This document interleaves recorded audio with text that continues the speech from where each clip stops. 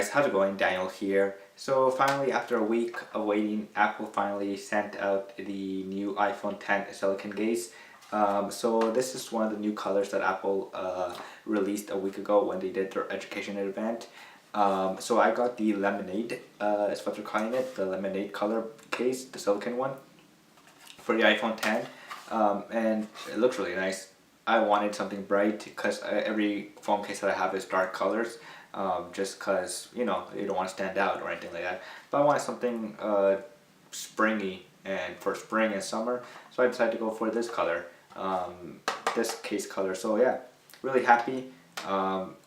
It feels great actually. Of course, after of course I open it, it feels great. The silicon, of course, and it's gonna look really nice on the iPhone X.